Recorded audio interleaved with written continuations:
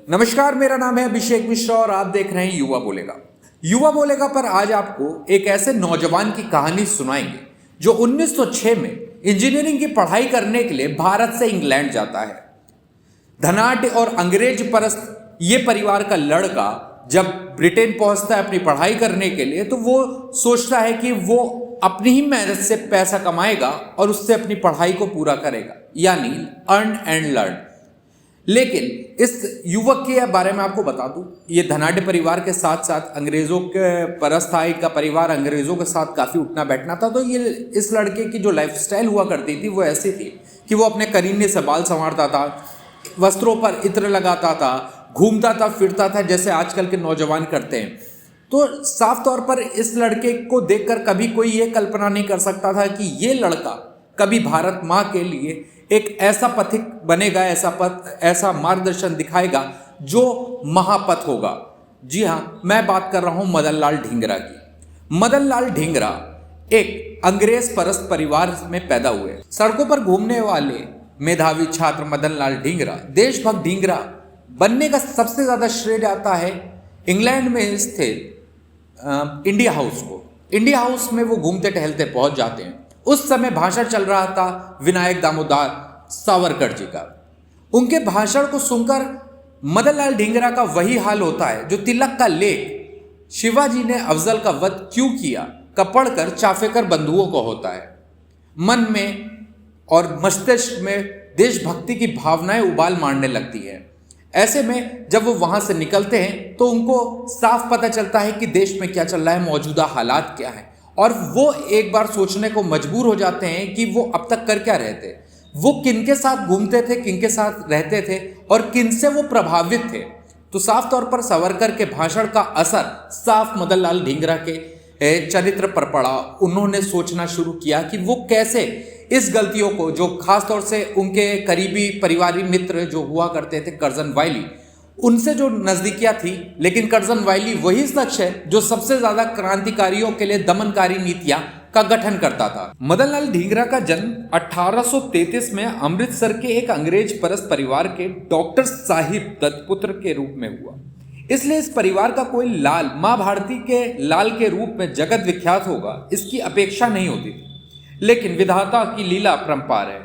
इसी डॉक्टर दत्त के मित्र भारत सचिव एडीसी सर विलियम कर्जन वाइली की नीतियां भारत में क्रांतिकारियों का दमन कर रही थी।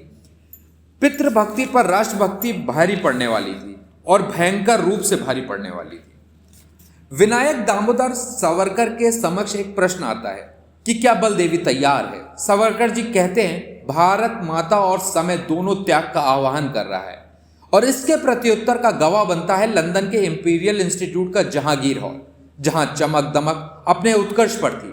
अंग्रेज और भारतीयों से हॉल खचाखच भरा हुआ था। पिता के मित्र वाइली ने मदन लाल ढींगरा की आंख मिलती है।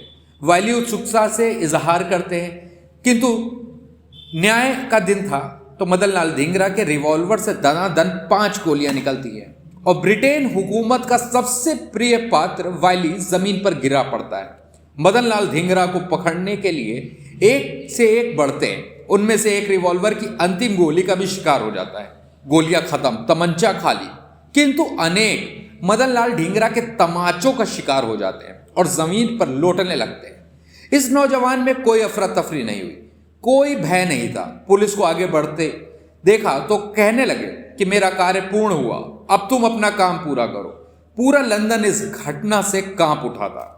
इस घटना को लेकर एक निंदा सभा हुई, कुछ अंग्रेज परस्त द्वारा आयोजित की जाती है। इसी घटना को लेकर निंदा सभा कुछ अंग्रेज परस्तों द्वारा आयोजित की जाती है और मदन लाल ढींगरा के कार्य में निंदा का प्रस्ताव पढ़ा जाता है।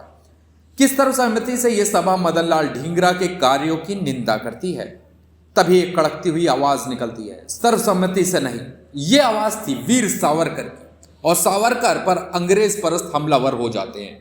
किंतु एक भारतीय उन्हें भारतीय कोड़े का रसास्वादन करा देता है और प्रस्ताव पारित नहीं हो पाता। तो क्या कभी किसी ने सोचा था कि अंग्रेज परस्त और ऐसे परिवार से आने वाला व्यक्ति, ऐसा नौजवान, ऐसा वीरवान निकलेगा जो अपनी मातृभूमि के लिए अपने ही पारिवारिक मित्र कर्जन वाइली का वध करेगा। लेकिन ऐसा हुआ। यही शक्ति है देशभक्ति की।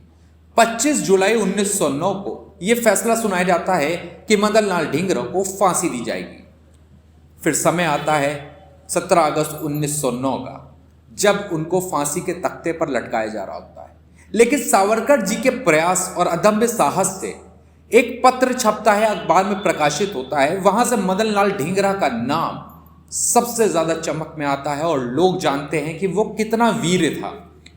उस पत्र में लिखा था और तख्ते पर चढ़ने से पहले मदन लाल ढींगरा ने अपना वक्तव्य भी दिया था। आपको बता दें, एक और स्टोरी इसके पीछे है। जब वो उनको फांसी दी जानी थी तो उनसे अंतिम इच्छाएं पूछी गई थी, तो उन्होंने बोला कि मुझे टाई चाहिए, मुझे वो सूटेड बूटेड होके फांसी के तख्ते पे गए थे, कंघी करके, इत्र लगाकर, क्योंकि जो उनकी लाइफस्टाइल थी वैसे ही वो जाना चाह रहे थे, उसी तरीके से। तो जब मरने से पहले उन्होंने अपना एक वक्तव्य भी दिया था। उन्होंने कहा था कि जब भी मेरा जन्म हो, मैं इस जन्मभूमि में रहना चाहता हूं और मैंने जो किया है उसका मुझे कतई अफसोस नहीं है। वजह यह है क्योंकि जो अंग्रेज हमारी मातृभूमि को आके लूट रहे हैं, जिस तरीके से दमनकारी नीतियां अपना रहे हैं, वो सिर्फ हमारी मातृभूमि का अपमान नहीं बल्कि देवी देवताओं का अपमान है। मैं एक हिंदू हूं, तो मेरे लिए ये कर्तव्य बनता है कि मैं अपने देश के लिए, अपनी जन्मभूमि के लिए, अपनी मातृभूमि के लिए बलि देवी पर चढ़ जाऊं। उनके इस तरीके के वक्तव्य से सभी अखबार प्रकाशित होने लगे और मदन लाल ढींगरा एक देशभक्त ढींगरा के रूप में जाने लगे।